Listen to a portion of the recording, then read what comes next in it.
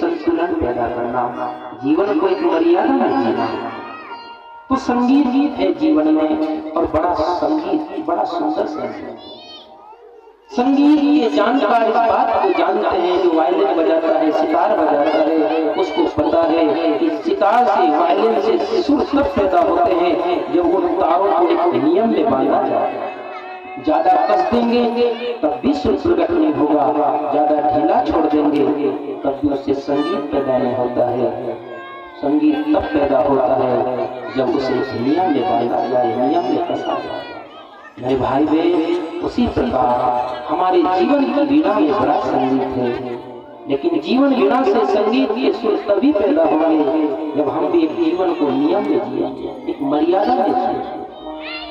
तो बड़ा संगीत है इस जीवन में, बड़ा आनंद है इस जीवन में।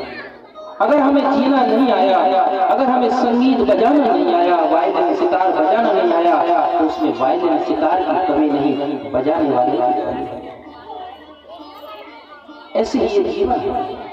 अगर जीना नहीं आया, इस जीवन में अगर हमारे पीड़ा है, दुख है, कष्ट है, बेचैनी है, अशांति है, तो कहीं ना कहीं हमारी भूल है कि हमें जीना नहीं आया। एक संत ने कहा है, जीना है तो ढंग से जीना, मरना है तो ढंग से मरना, क्योंकि बहुत बड़ा अभिशाप जगत में आधा जीना आधा मरना।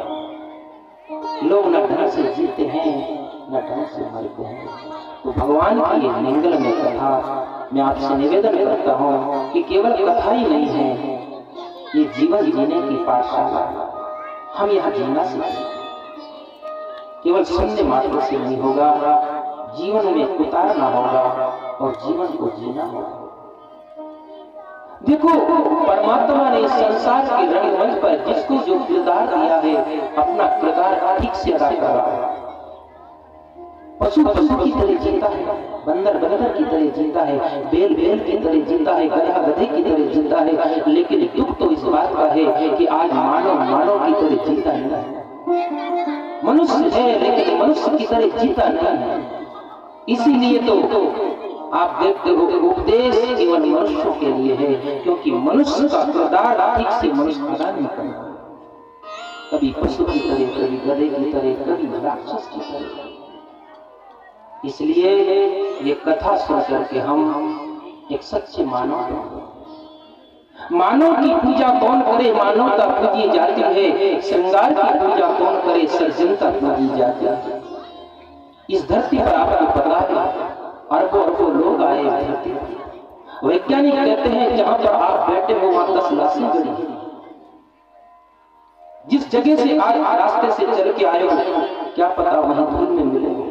अरबों खरबों लोग इस पृथ्वी पर जन्मे और मिट गए, लेकिन कोई याद नहीं करता। किसको याद किया जा रहा है? जो सच्चे मानव बनकर जिए, आज उनको हम याद नहीं तो अरबों लोग। सिकंदरों को कोई याद नहीं करता है, सम्राटों को कोई याद नहीं करता है, लेकिन जो एक सच्चे मानव बने थे, चाहे वो स्त्री हो चाहे वो पुरुष हो, उनको हम याद करते हैं। देखो ना, पुरुषों में तुलसी, कबीर, मीरा, तुलसी, कबीर, रैदास अनेकों भक्त हुए हैं। ऐसे ही स्त्रियों में भी मीरा, सहजो, सबरी, रत्नावली बहुत भक्त हुई है, जिनको हम याद करते हैं कथाओं के माध्यम से। तो हम इस कथा के माध्यम से सच्चे मानव बने, बस यही जीवन की सार्थकता है। तो जिसको जो किरदार दिया है ठीक से अदा कर रहा है अपना किरदार, लेकिन मनुष्य ठीक से अदा करे, बस यही मानवता है। कड़वा नहीं तो करेला कैसा, मीठी नहीं तो शक्कर कैसी, तीखी नहीं तो मिर्च कैसी, और मानवता नहीं तो मानव कैसे। तो हम कथा के माध्यम से मानव सुने भगवान के मंगल में कथा। भरद्वाज और याज्ञवल्क्य का संवाद हम श्रवण कर रहे हैं। त्रिवेणी के संगम में बैठे हैं महाराज भरद्वाज ऋषि और याज्ञवल्क्य। प्रयागराज प्रश्न किए हैं बहुत सारे। एक राम अवधेश कुमारा, जिनकर चरित विदित संसारा, नारी लयो अपारा, रोशन राम। नाथ एक संशय बड़ मोरे करगत वेद तत्व सब तोरे। मेरे मन में बहुत बड़ा संशय है, कौन से राम की उपासना करूं। एक वेदों में उसका वर्णन है, एक दशरथ के घर जन्मे है वो राम जो क्रोधित होकर रावण को मार देते हैं, नारी की दुनिया में दुखी है। अगर वो ब्रह्म है तो रोष और कामना कैसे, क्योंकि ब्रह्म तो निष्काम होता है, ब्रह्म तो निर्विकार होता है। लेकिन मुझे तो दशरथ पुत्र राम में काम और क्रोध दिखाई दे रहा है। ऐसे संशय को मिटा दिया। जीवन में देखो, मैंने एक दिन और भी कहा था, संशय होना ही चाहिए। यही सच्ची आस्तिकता है। जब संशय करोगे तभी तो प्रश्न करोगे, और प्रश्न होना ये स्वास्थ्य है। मैं आपसे कह रहा हूं, सुन रहे हैं, और आप सुन लोगे पूरी तरह से। अगर आपको पता नहीं चलेगा तो केवल मान लोगे, सच्ची आस्तिकता प्रकट नहीं होगी। जैसे कि मैंने सुना है, एक महात्मा किसी गांव में गए, सभी गांव वाले संतों के प्रति तो श्रद्धा होती है, देखो जैसे आप लोगों की श्रद्धा है। तो गांव वालों ने महात्मा से निवेदन किया, महाराज कुछ प्रवचन करें। महात्मा ने कहा बिल्कुल करूंगा, लेकिन मैं आपसे एक प्रश्न करूंगा प्रवचन के पहले। अगर आपको पता हो तो हाँ में उत्तर देना, और नहीं पता हो नहीं में देना। अगर जानते हो तो हाँ, नहीं जानते हो तो ना। महात्मा के लिए बड़ा सुंदर मंच बना। महात्मा ने प्रवचन के पहले प्रश्न किया, भगवान है? सबके सब एक साथ बोल पड़े, भगवान तो है ही है। भगवान नहीं हो तो ये सब कैसे चलेगा। महात्मा बस इतना सा बोल करके मंच से उतर कर चल दिए। लोगों ने कहा, महाराज इतना सारा खर्चा क्यों करवाया, बड़ा सुंदर पांडाल मंच बनवाया और आप उतर के चल दिए, प्रवचन नहीं करोगे। महात्मा ने कहा, मैंने पूछा कि भगवान है, और आपने कहा है। जिसके बारे में आपको पता ही है तो उसके बारे में क्या बोलूं, आपको क्यों पता है। अब जिसके बारे में सब कुछ पता है तो उसके बारे में बोलना क्या। लोगों ने कहा, महाराज गलती हो गई, प्रवचन उस दिन नहीं किया। लेकिन रात में लोगों ने सलाह की, मीटिंग रखी, अब क्या करें। बोले दूसरे दिन फिर महाराज से निवेदन करेंगे। अब ऐसा करेंगे, आधे लोग कहेंगे है और आधे लोग कहेंगे नहीं। महात्मा फिर आए दूसरे दिन, लोगों ने प्रार्थना की, महाराज आज चलिए, आज हम आपको सही उत्तर देंगे। महात्मा ने फिर पूछा, क्या भगवान है? तो आधे लोगों ने कहा नहीं है और आधों ने कहा है। महात्मा फिर उठ करके चले गए। लोगों ने कहा, तो गजब हो गया महाराज, हमने आधों ने तो कहा है कि है और आधों ने कहा नहीं। महात्मा ने कहा, जिनको पता है भगवान है और जिनको नहीं पता है उनसे पूछ लो, आपस में निपट लो, मेरी क्या जरूरत है। जिनको नहीं पता है तुम बता दो। फिर लोग परेशान हो गए, अब क्या किया जाए। रात में फिर लोगों ने विचार किया कि ऐसा करते हैं कि सभी एक साथ कहेंगे भगवान नहीं है। फिर तीसरे दिन महात्मा से प्रार्थना की। महात्मा ने फिर प्रश्न किया, बताओ भगवान है? सबने एक स्वर से कहा भगवान नहीं है। महात्मा फिर उठ करके चल दिए। फिर लोगों ने कहा, महाराज अब क्यों जा रहे हो। महात्मा ने कहा कि जो है ही नहीं उसके बारे में क्या बोलना। मेरे भाई बहन, यही हमारे जीवन की कहानी है। अगर वो लोग विवेकवान होते, उनके अंदर सच की प्यास होती, तो महात्मा से एक बात कहते, महाराज हमें बिल्कुल पता नहीं भगवान है या नहीं है, हमारे अंदर तो एक प्यास है, उस बात को आप बताइए है या नहीं है, हमें पता नहीं। ऐसी जिज्ञासा जिसके जीवन में होती है वो सत्य को पा लेता है। मेरे भाई बहन, झूठी आस्तिकता वो आस्तिकता नहीं है, और झूठी नास्तिकता भी नास्तिकता नहीं है। रूस में 70% लोग नास्तिक है, लेकिन वो झूठे नास्तिक है, और भारत में विशेषकर बहुत आस्तिक है, लेकिन अधिकांश लोग झूठे आस्तिक है, क्योंकि दूसरे की मानी हुई बात को स्वीकार करते हैं। हमें बिल्कुल पता नहीं है कि भगवान है या नहीं है। मेरा आपसे निवेदन है, आप जिज्ञासा प्रकट करिए। आप सदगुरु के पास, संतों के पास जाइए, उनसे निवेदन करिए कि हमें बिल्कुल पता नहीं है कि भगवान है कि नहीं है, और है तो कैसा है, आप हमें बताइए कि वो कैसा है, कौन है भगवान। तब संत और सदगुरु आपको बताएंगे।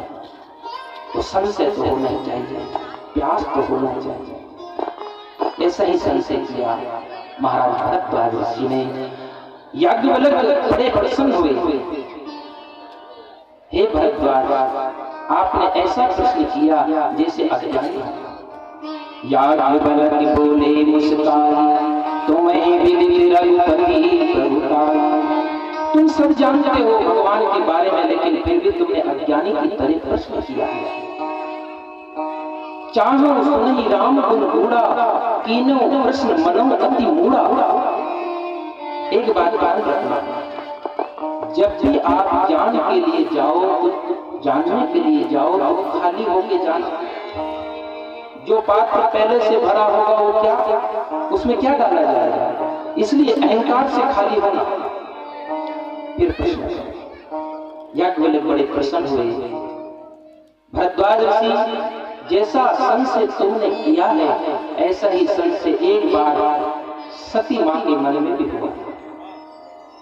ऐसे संशय कीन भवान, महादेव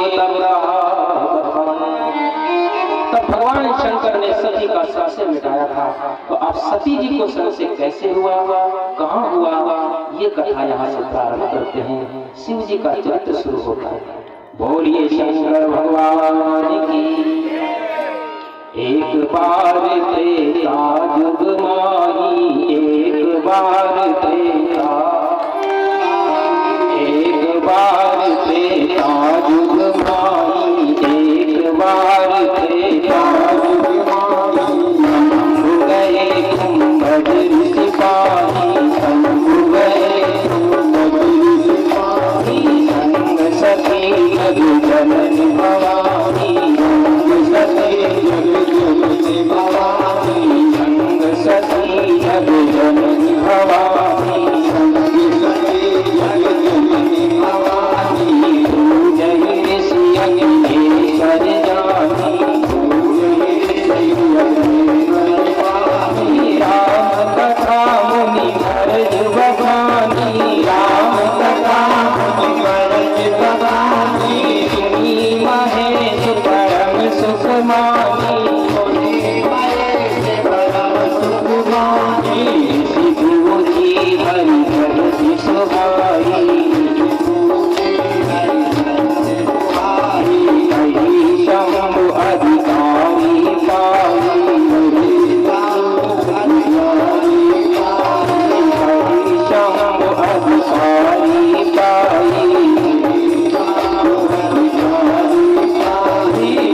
सन विदा मांग प्रपुरारी, सन विदा मांग प्रपुरारी। चले भवन संग दक्ष कुमारी, एक बार त्रेता जुग माही, एक बार त्रेता जुग माही। शंभु गए कुंभज ऋषि पाही,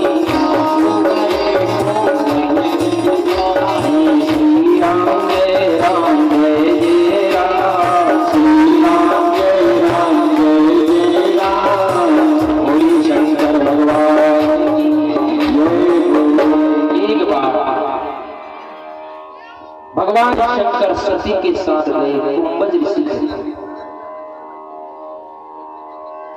कहां पहुंचे, विंध्याचल पर्वत पर। कुंभज ऋषि कहते हैं अगस्त ऋषि, कुंभ से यानी घड़े से जायमान हुए, इसलिए उनका नाम कुंभज ऋषि। देखो भगवान शंकर जगत गुरु है, लेकिन